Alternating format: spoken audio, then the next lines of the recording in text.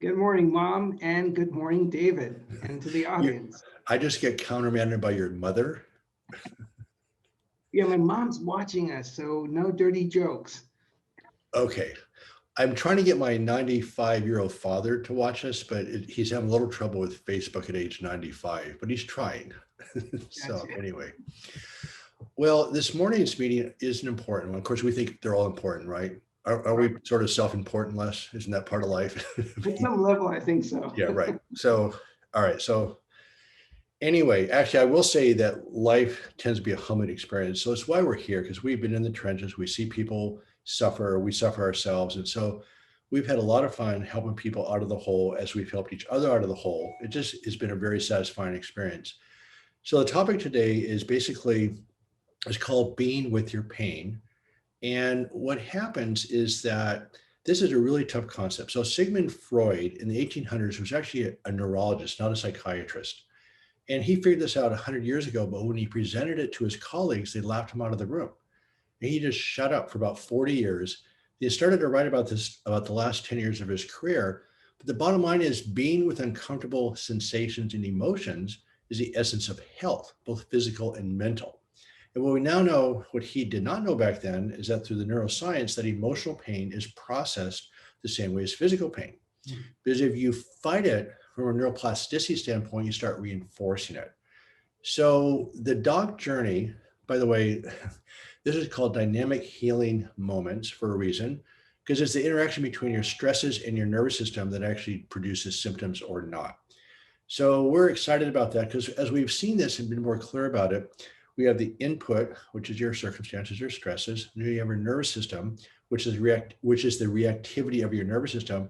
Then the end of the day is the output, your chemical profile that determines your day. If you're safe or neutral, you have a good day. If you're full of stress hormones, guess what? Your day isn't so great. So what happens is that you are training your brain to actually, you have a choice in the input, you have a choice in the nervous system, how you deal with it. The nervous system takes special tools, and I'm actually gonna let you talk this morning, Les. In about 10, Oh, I'm gonna let you talk in about 10 minutes when it's over. So see, my mom's I'm watching. feeling very wise this morning. Anyway, what happens is that is your nervous system is reactive or not, and what acceptance and commitment therapy does, which Dr. Aria does as the core of his practice, it allows you to be with your pain. So let's I've now inflicted about 3 minutes of pain on you. How are you doing? Not at all, David. Come on. I'm always amused. And I So always learn things to be truthful. Hey, folks, David and the audience is what David is talking about is very key. We're not asking you to be a big blob and to put up with whatever shows up. That's not what we're talking about. We're actually talking about this statement. David, you ready for this? All right, here we go. okay, You should not be afraid of suffering, but fear not having skills to stop unnecessary suffering. correct. Suffering is part of life, but very often we add our mental scripts, we add our resistance, we add our complaints, we add how we want things to be and should be.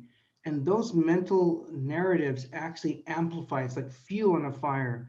And what you're talking about is this is look, certain stuff shows up. The question is, do you have skills to relate differently? And in relating differently, you sort of change the brain system and the body system.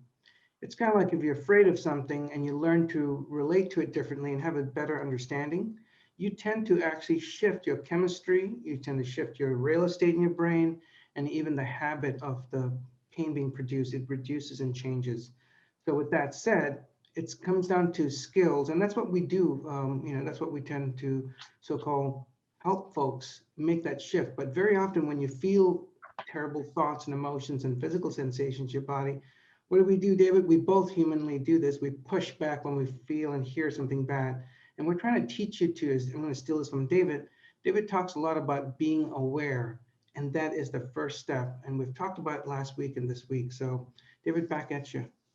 Well, here's one of the ironies of the whole pain project, and I am going to let you spend a little time with what you taught this workshop weekend was, being was welcoming the unwelcome, which is Yeah. huge. And here's what we've seen over and over again, way before I knew less, is that fear, when you're afraid of something, it actually is inflammatory. That fear fires up the nervous system, fires up the immune system, which throws off inflammatory cytokines.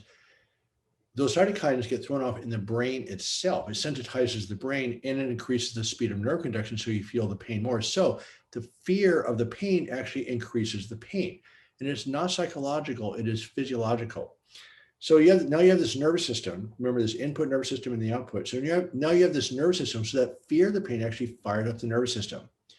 So Dr. Aria is now going to show us one of the many tools. And I'm excited about this acceptance and commitment therapy. It's one of the truly well-documented treatments for chronic pain. Somehow medicine has missed it. There's a great paper out of Seattle that just documents that this works. And the doc journey is very close to this. It's self-directed. But this is a concept that's really critical. It's sort of at the core of what we're doing, is being okay with pain. Yeah, and we've talked about this, and then I'll tell the audience the 3 steps just to simplify what ACT is, and then the tools. And then I'll even want to make a book recommendation if folks are interested in that. But David, coming back to you, welcoming the unwelcome is basically teaching us to be less fearful of what shows up.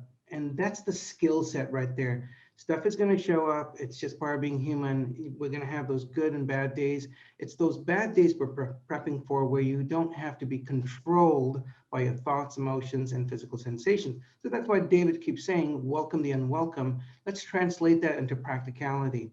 In ACT, which is also called acceptance and commitment therapy, it's a scientifically proven behavioral therapy to help you suffer less, or I should say, stop unnecessary suffering. The mental scripts, the fight.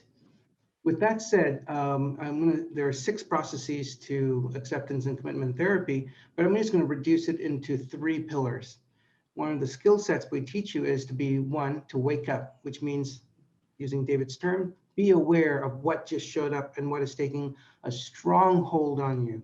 Step 2, loosen the grip. ACT teaches you how to get some space, which David talks a lot about writing and other interventions to get some space. And we call it diffusion, to fuse and to diffuse. Diffuse is to unglue something, to separate. Is that another Lesism? No, actually, it's an actism.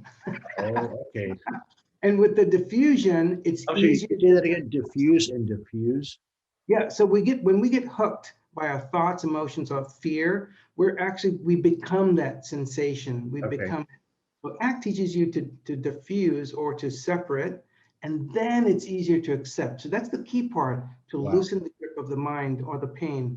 The 3rd step is to use value-driven behaviors like compassion, kindness. You have a choice over how things show up and how you relate to it. So basically, it's a very action-oriented therapy. But I do want to, in the remaining few seconds here, I wanted to kind of mention a book, if that's okay, David, just folks might want to check it out. The name of the book is called Reality Slap by Russ Harris. Reality Slap? Yeah, Reality Slap. It's a great book title. It's so practical, and that's who I took the training from, is Russ Harris. Okay. Acceptance Commitment Therapy, RUSS Harris, HARRIS. Okay. Check it. Okay. So the hint for the day, as far as welcoming and unwelcome, how do we do that? Just give us 1 minute here to tell us how we actually do that. Because you put it through an exercise, you actually find out where you feel it in your body. Was that the key issue there? Yeah, the key thing is to do this, and I have a couple of statements to simplify this process, because we don't have to make it complex. But if you're having a bad day, you can even kind of say, again, the goal is to wake up. That's the 1st step. And I teach my patients this, is to locate it. When you notice a mood shift or tension that shows up, all of a sudden your pain spikes or your thoughts, you feel flooded. It doesn't matter why. At this point, wake up by noticing it where in the body.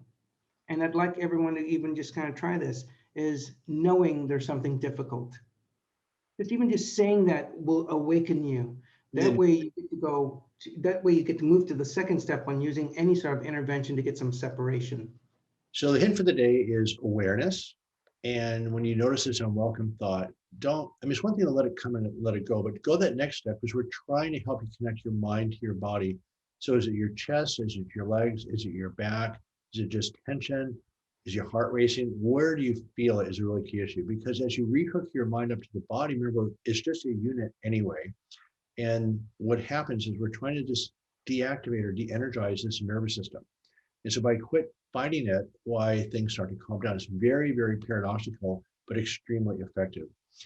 So my work can be found at thedocjourney.com, and Dr. Aria's work can be found at remedypain.co. And there are resources that will help you go through these tools. And we're just giving you hints at this time. So again, it's called dynamic healing moments, but it's that dynamic relationship between your stresses and your reactivity that creates your chemical actions. So there's ways of dropping down your chemistry. There's ways of changing the input. But today we're working on the nervous system. So Les, thank you very much. Thanks, David, and thanks everyone, and thanks, Mom, for watching. All right, we'll see you tomorrow. See you.